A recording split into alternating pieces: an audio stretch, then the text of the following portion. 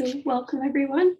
Thank you for tuning in. We are very excited at Biodiversity for Livable Climate to welcome Charlotte to this video to talk more about her projects. So Charlotte is a member of the Roots and Shoots National Youth Leadership Council. She's been a member of Roots and Shoots and the National Youth Leadership Council for 1.5 years. And she has done amazing work with her brother, forming a Roots and Shoots group and working on birding projects. And she is also a senior in high school. So thank you, Charlotte, for joining us and agreeing to talk about your projects. And excited to dive right in. Yeah. Thank you so much for having me. Of course. So my first question for you is, how and why did you get involved with Roots and Shoots? And can you explain a little bit about what Roots and Shoots is? All right, so Roots and Shoots is an organization founded by Jane Goodall, and it's basically a platform for youth to connect and create meaningful change in their local communities. And I guess personally, I've always admired Jane Goodall. I kind of grew up hearing about her work with chimpanzees. So I've always been into nature. I was super into wildcats as a child. So I've always been into nature. I don't actually remember how I stumbled across Roots and Shoots, but I applied for the National Youth Leadership Council because I saw that it was an opportunity on the Roots and Shoots website, and I'm super grateful to now have the opportunity to surround myself with a diverse group of peers. And I mean, it's just really nice to be able to pursue really meaningful conversations about various issues. And yeah, I mean, as I mentioned, I just think it's a great platform to create change in our local communities. I mean, hence the name Roots and Shoots, starting locally and even amidst your friend groups and creating change from there. Yeah, that's absolutely wonderful. Roots and Shoots has a list of compassionate leadership traits, which are, I believe, 9 traits that are kind of identified in all different types of leaders. And I was wondering if you could share which compassionate leadership traits you identify the most with and why. Yeah, I think the first one that comes to my mind is critical thinking, or think critically. I feel like a lot of people are often really, especially now with social media, really quick to take sides or make judgments or categorize ideas into a particular side. But I think it's I really value the importance of slowing down and considering all the nuances of a particular issue or project before forming an opinion or pursuing a project. I just think it's a good way to create meaningful change. And then the other thing is the other trait that I guess that I feel like I identify with is hopefulness and being optimistic, because I feel I mean, very rarely is there a situation where there's no solution. I feel like there's always something that can be done. Awesome. Thank you for sharing that. I think it's really important to hear about, how different leaders identify and what values kind of mean the most to them and how they implement them in their work. So it was really wonderful to hear. So thank you for sharing that. So can you tell us a little bit more about, or just tell us, because you haven't introduced it yet, your project with monitoring bluebirds. Can you tell us what the project was about and how it went?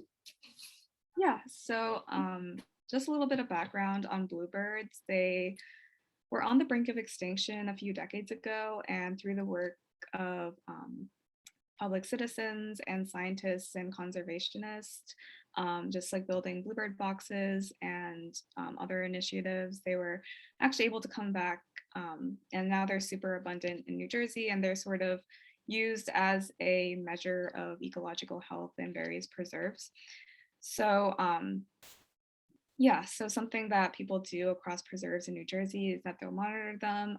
As I said, they're kind of used as a measure of ecological health. So the project is basically, I wanted to get more youth involved in this sort of like uh, conservation, like the space of conservation. So basically, with our Light as a Feather Roots and Shoots group, we went out every weekend for a few hours to log information such as species and clutch size and number of eggs when they laid eggs. I mean, as like after they were hatched, like the number of fledglings and other relevant information. So we locked all that stuff down, and it lasted, this went on for, I think, from like March to July, and that information was presented to a board of ecologists, and they were able to use that information to plan future initiatives and kind of gauge the health of the park. And yeah, aside from like the more like conservation aspect, I just also thought it was cool to see the progression of the birds from chicks to full grown adults, which I thought was pretty cool. That's amazing. It's such a cool project. What do you think, like, were there any obstacles that came up during the project that you had to work through? Or, yeah, were there any lessons from the project that you learned that were applicable to projects going forward? I think probably like the assembly and the organization aspect of it was kind of hard, like organizing people, kind of like figuring out like how you're gonna log it and like the hours of the day and stuff like that. But we worked through it. And then I guess like something that I learned was, I mean, I guess like, so my brother and I have always enjoyed birding, but it was more from like a distance. So kind of viewing bluebirds and conservation from like this more like analytical standpoint, I thought was really interesting, and sort of more of like a direct gateway into conservation. What got you interested in birding? Like, how did that passion begin for you? It started with, so we have this really wonderful preserve here. It's called the Plunsboro Preserve, and they have a lot of opportunities for youth to get involved. So the first thing that my brother and I did was they have this project called Project Feeder Watch, which is a project initiated by Cornell, and you basically just sit in front of the feeder and you log the behavior of birds. So I guess that was our first introduction to birds. And then since then, we've went on a bunch of different like birding trips over the summer down to the shore and like various preserves around the area. And I don't know, I think it's just I think birding's a really good way um, I mean, be immersed in nature and also like take like a closer look at nature, because like, I mean, through like looking at like birds through the binoculars and trying to like find them, that whole process is like, it kind of think it forces you to see the like slow down and see aspects of nature that you might otherwise see.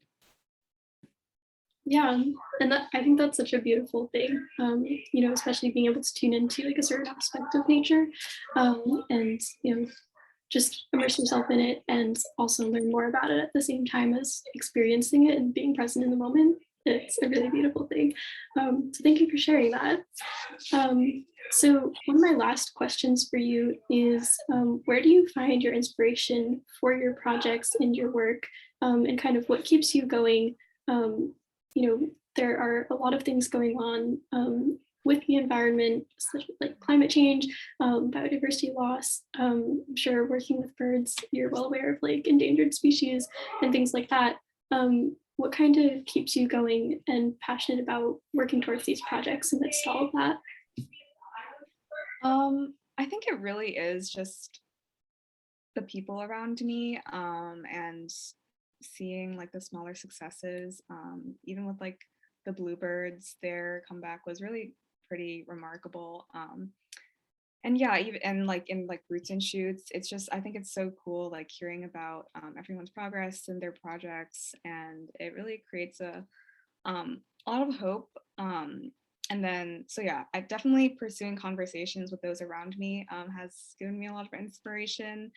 And the other thing is just like learning. So like books, podcasts, especially ones about like solutions. I think it's been really great to like immerse myself in that, to kind of like be equipped with the knowledge to even just like pursue conversations, even if it's not like a super concrete initiative. So Yeah, thank you for that. Yeah, that's very well put. I love that you said that. Um, is there anything else that you'd like to share with anybody watching about your project, or any advice that you'd give to somebody watching who wants to get involved with something similar to what you've done? yeah, so definitely I think Roots and Shoots is a great platform to start doing something in your community. And it can really be anything. I feel like uh, there's definitely a lot of space to merge your passions. So if you're passionate about art, you can like take some issue that you're passionate about and combine that with it. Maybe I know I think you're gonna talk to her later, but Ayushi on the National Youth Leadership Council, she does a lot of stuff with dance. And yeah, there's really space everywhere to combine what you're interested in with like an issue that you're passionate about. So um, yeah.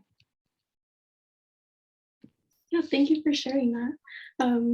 And Roots and Shoots, to sign up for an account is totally free online. So it's definitely a great place to start.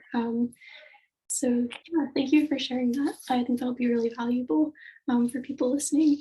And also thank you for sharing about your project and your work, because it is incredibly inspiring, and also so wonderful to hear about. It's I know you probably experienced this being in Roots and Shoots, but hearing about young people's stories and the projects that they do in their communities brings a lot of hope. So I really appreciate your sharing your story and journey with us and our audience, because it is also hope inspiring, and I really appreciate that. So thank you for taking the time to do this. All right, thank you for having me.